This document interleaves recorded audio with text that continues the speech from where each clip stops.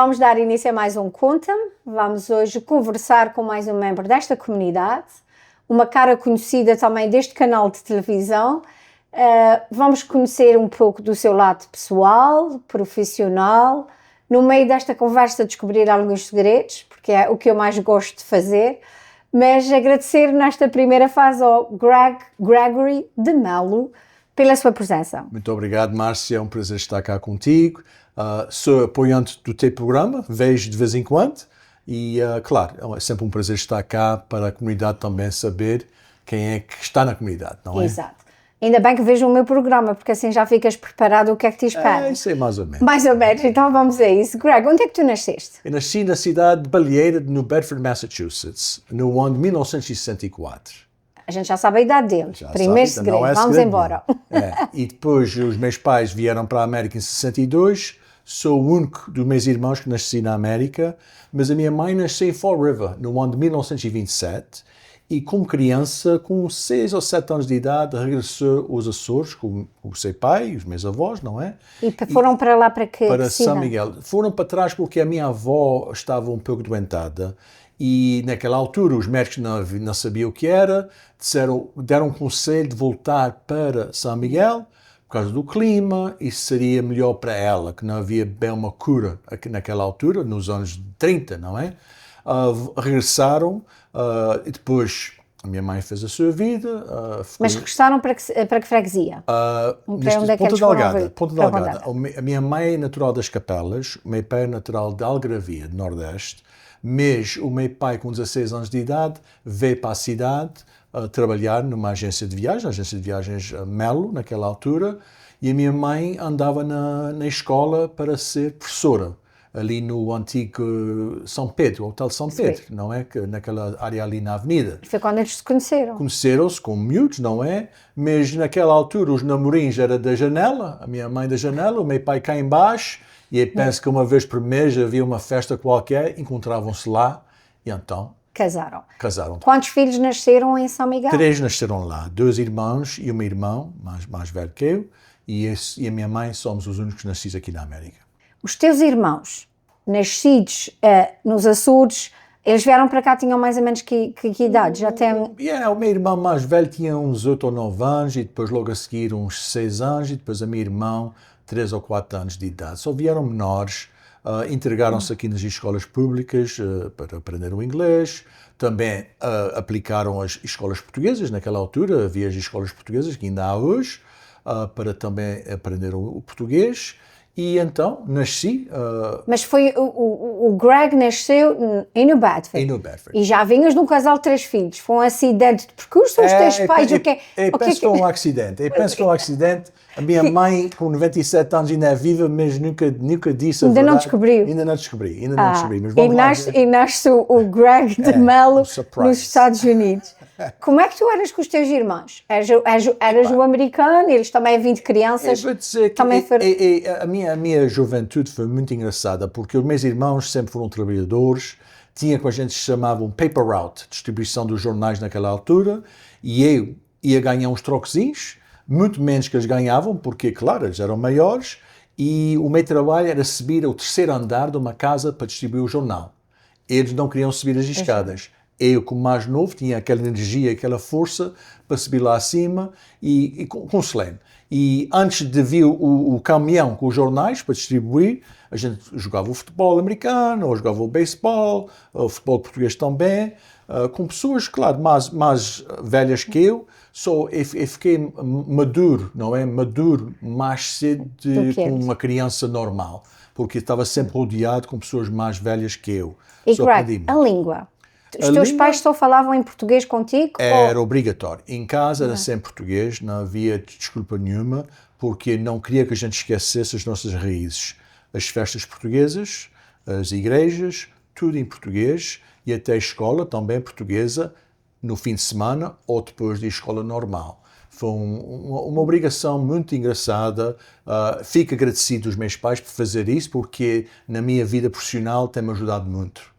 E por isso fico agradecido com eles. Yeah. o que é que o Greg tem de pai e o que é que o Greg tem de mãe? Porque geralmente nós temos sempre algumas características de um e do outro. 95% da minha mãe, 5% do meu pai. Okay. 5% é ser teimoso. O meu pai era muito teimoso. Eu acho que é 100% és teimoso. Estás a dizer só 25%. Mas a minha mãe vem do lado de pessoas mais altas da família, sou um dos mais altos dos meus irmãos. Ela ainda tem uma cara muito jovem, penso que ainda tem uma cara mais ou menos jovem e por isso tem os jeitos dela, não é? Só 95% da minha mãe. 95%. O Greg na escola, tu eras o americano. Os teus irmãos já também americanos. Tu também tiveste aquela vida americana de sempre trabalhar e estudar ou foste mais, por seres o tesolinho da casa, que a gente diz, o mais novo teve? Tem uma história engraçada, porque com 16 anos de idade, neste caso estava sempre presente na agência de viagens. Só com 16 anos de idade, estava no high school, não é? O meu pai tinha agência de viagens e estava obrigatório a ir lá aprender um negócio. Só com 12, 13, 14 anos de idade já estava na agência. Não fazendo nada, mas ouvindo, fazendo coisas, limpando, coisas assim. Mas com 16 anos de idade tinha a capacidade de fazer tudo que os meus irmãos faziam.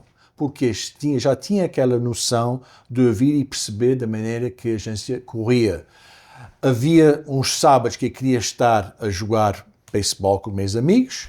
O meu pai não, tinha que ir lá porque eles fechavam ao meio-dia. Era das 9 ao meio-dia ou 9 até 1 da tarde, e então à tarde havia tempo livre para ir jogar futebol e fazer o que eu queria fazer.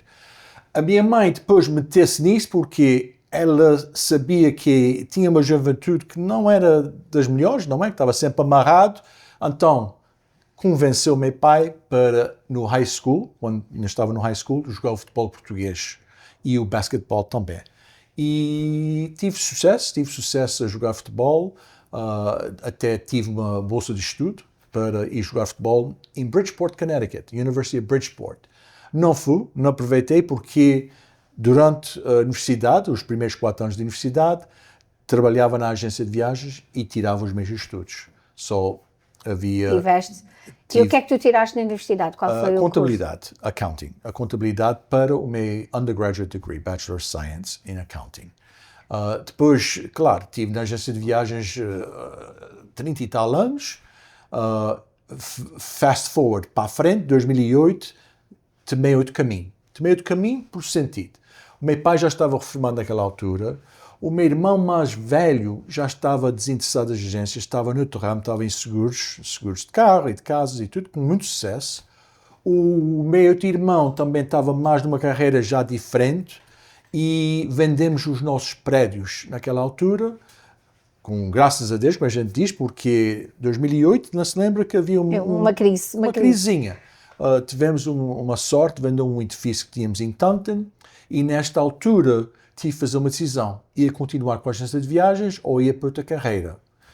Tive uma oportunidade de falar com o presidente da Universidade de Bridgewater naquela altura, que é da região cabo-verdiana, o Dana Mola Faria, que só queria saber uma noção como é que trabalhava as viagens, porque ele estava vendo que havia muito gasto nas viagens, não havia um certo controle para os professores e alunos também, e, mais uma vez, nos anos de crise, os orçamentos dos estados eram mínimos, só tinha que saber como é que se ia cortar. Mas antes de chegares aí, que a gente já vai a essa parte que eu gostava de focar, porque foi o caminho que tu decidiste seguir a partir de uma determinada idade. Isso mesmo. Mas era fácil trabalhar em família? Não. Aqui, porque vocês são conhecidos e tinham um negócio, e como todas as famílias, é difícil. É um desafio diário. O trabalho vinha para a mesa de jantar à noite. Havia brigas, não vou dizer sinceramente, porque as ideias do meu pai eram outras dos 6 filhos mais jovens, não é? A gente já estava noutra noção e havia brigas, mas brigas sérias, não é? Mas famílias, não é? Ninguém é perfeito. Ninguém é perfeito. Mas foi uma altura que eu não gostei. Não gostei imenso porque, durante o dia, sempre que o meu pai ao meu lado, não é? Ia para casa, vivia em casa, era menor, não era menor, mas ainda era solteiro, vivia em casa e trazia aquela parte do trabalho para casa. não havia uma separação. E a minha mãe não gostava nada, até dizer, epá, já acabou a conversa, hoje não há mais conversa. É bom. Vamos àquele Greg, que eu já quero ir ao Greg atual, mas tá bem. vamos recuperar um bocadinho o Greg mais novo. Fizeste muitas asneiras com os teus amigos? Ou tinhas um bom grupo de amigos? Não, tive um bom grupo de amigos. A gente eram 6 que andavam sempre juntos. 2 já faleceram. Imagina, 2 já faleceram. Mas andávamos sempre juntos. Eram colegas de futebol português, basquetebol também. Um ia, o outro ia. Até às 9 a gente trocavam. Olha, porque juventude, não, é aquela coisa, não é? Essa encaixa mais contigo, pega ela agora. Vamos falar, não é trocar novas, não é? Mas, sabe, jovens, não é? Uma briga comum, depois o outro vai para o outro, mas ninguém ficava ofendido, eram muito unidos. Até hoje ainda continuo relações com os 4 que ainda estão vivos, e tem outros, claro, mas aqueles 4 são mais aproximados a mim. E pá, foi uma relação que a gente teve no high school. Essas amizades de escola secundária ficam por vezes amizades para a vida. Isso, fomos os casamentos deles, vieram o meu casamento também, essa coisa toda. Então o Greg casou, encontraste o amor da tua vida? E naquela altura encontrei, com 30 anos de idade, mas infelizmente 6 anos depois separamos e ficamos divorciados. Não tínhamos filhos, só graças a Deus a isso, porque com filhos é mais difícil. Claro. Mas depois, com 36 anos de idade, ainda era jovem e tenho vivido muita vida. Bom sinal para quem nos possa estar a ouvir. Vamos só fazer aqui uma pequena pausa e voltamos já à segunda parte da vida do Greg, a partir dos 36 anos. Já estás nos 36. Tá bem.